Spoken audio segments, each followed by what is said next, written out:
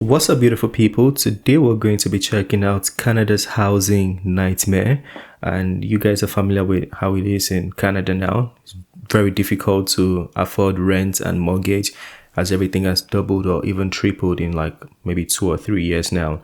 So here, this author is going to be sharing his own views on the housing nightmare. Let's get to it. In the biggest housing crisis of our lifetimes. And this crisis didn't just come out of the blue. It's been 25 years in the making. But if you listen to all the stuff said by the politicians, you might actually think they want to fix the crisis. But guess what? They don't give a shit. I'm Biko Konstantinos, and that's what we're going to talk about today.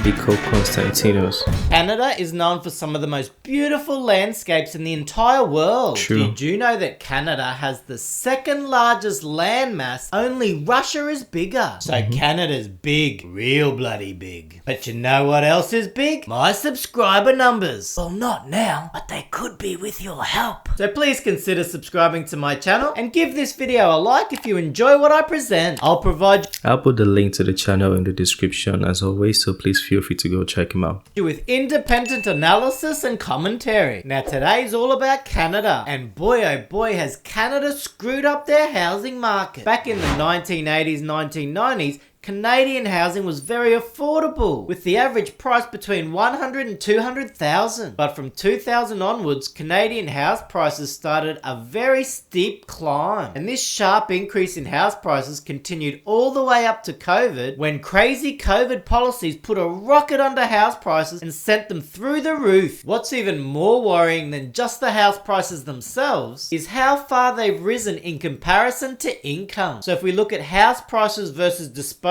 income, which is the average income after tax and any other deductions are taken out, we can see that prior to 2000, they actually rose in similar increments, meaning that house prices were rising around about the same levels as disposable income. But this all changed in the early 2000s, and look how far the gap's becoming between house prices here in red and disposable incomes all the way down here. What this means in real terms is that buying a house back here was very affordable, and for each new generation it was just as affordable. But as the gap widened, every year it became harder and harder for someone to buy their own home, to where we are now, and this graph's from mid 2021. The gap has become astronomical, and trying to buy a home in Canada is now almost impossible for some people. So that's why I say that this housing crisis is actually around 25 years in the making, because this here has all resulted in the current housing crisis we see today. Now just compare that with the US. Income in the US was very strong compared to house prices, and then we saw house prices rise slightly above disposable income, but then fell away sharply during the global financial crisis, and house prices are now only recently rising back up to where disposable incomes had risen. So the contrast between housing affordability in Canada compared to the US is like night and day. Well, if house prices rise faster than incomes year after year and hardly ever go down like this tiny blip during the GFC, then it just feeds on itself that house prices only rise, which creates more and more demand. And if you're working and receiving an income that's going up like this, but you see house prices go up like this, you'll basically do anything to get as many properties as you can, because those properties are rising faster than your actual income is. True. And no wonder everybody's talking about real estate now, and all the financial advisors on YouTube and Tik Tok telling you real estate and stocks. This happens over 25 years. It creates ridiculous speculative demand, because basically everyone's competing for property. You've got investors desperate to try and get more property to realize more gains, but then you've got nearly every renter trying to get into the housing market so they too can get some gains, but also get out of the rental market, especially now since it's turned into a crisis. So just like zombies seem to have an insatiable desire for brains,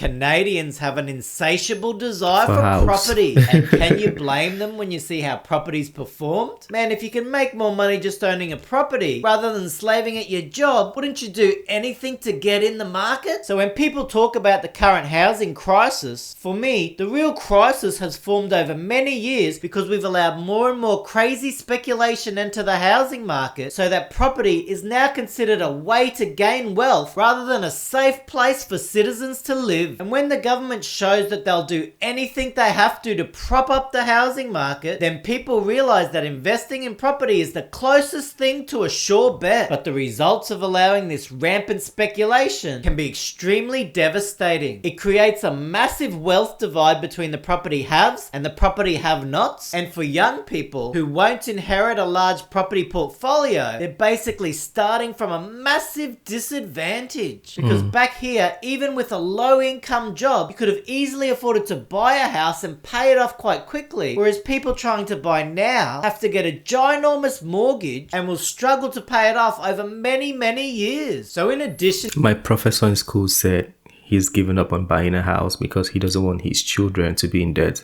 Like, he doesn't even think he could pay for it. He said his children to be in debt. Into the Crazy. inbuilt speculative demand, why on earth have Canadian house prices gotten so expensive? Well, one major reason is interest rates. You see, since the early 2000s, interest rates in Canada have generally been ultra cheap. In the early 2000s, they went from 6% all the way down to 2%, came up a bit in the lead up to the GFC, but after 2008, look what's happened. Dropped to near zero, and then didn't trade until 2% until COVID hit, and then went back to zero. So since around 2009, interest rates have been near zero. And you know what ultra cheap interest rates do? They encourage people to get larger and larger mortgages because it's easier to service. And if people can borrow more, they can pay more for houses, which facilitates ridiculous house price growth. So keeping rates ultra cheap or running an ultra loose monetary policy is a major factor in Canada's house price boom or house price bubble, as I like to think of it. So successive governments in Canada have seen houses grow way faster than income, and they encourage this to continue with ultra cheap interest rates. There were so many years that Canada could have put in policies to try to reduce this overall speculative demand, and the Bank of Canada could have kept interest rates higher to try to discourage more and more leverage into the property market. So that's the first reason why Canada doesn't give a crap about housing affordability, because they watched it getting worse and worse without taking any reasonable action. Now there's heaps of talk in Canadian politics around housing affordability and trying to improve it. There's a recognition that as families look to get into the housing market right now, it's getting more and more difficult, and even as families save up and work hard, every passing year seems to get housing further and further away from them. And whenever I hear the government talk about it, they always seem to blame supply. It's supply and demand, guys. That's why house prices are some of the most expensive in the entire world. We don't have enough supply. Trouble is, for 25 years, house prices have gone ridiculous. Was every one of those years to do with supply? Are there not whole entire areas whose sole focus or sole job is to try to facilitate enough supply for the projected population? You know how sometimes people say things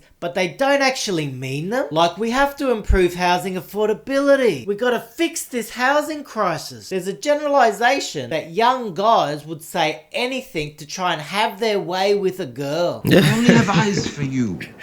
This is an old stereotype, remember? So if we take that generalization but substitute the guy for the Canadian government, we've got someone who's trying to tell us all the right things, make us feel like they genuinely want to fix the problem, but all the while they're just trying to screw us over. So what? Sounds like modern day politics. Do I say this? Well, it's right here. For all their rhetoric about not enough supply, Canada's running the highest immigration levels on record, sending population growth through the roof, with the Canadian population increasing by 1.2 million in just the last 12 months. So and they are all coming to compete for this house that we don't even have. Like, there's no house in Canada and more people are coming to compete for the same house.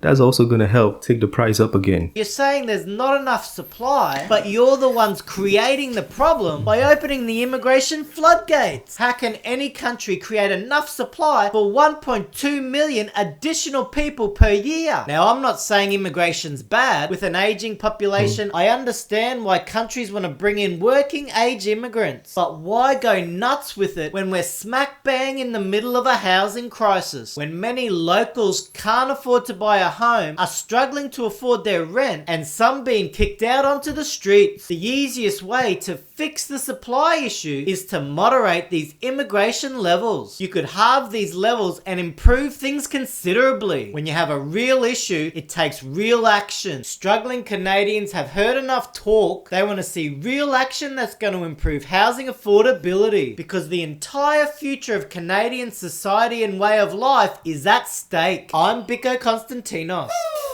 That was a good video. I'll put the link to his channel. Yeah, I think it's a new channel. So yeah, please go subscribe to him. I'm going to subscribe too, because I like his content. Yeah, he said a lot of truth in that video. A lot of truth. I didn't even know he said it from 25 years ago, but I've heard maybe from like Pierre Poilievre, you know, he mentioned some things related to what he might have said.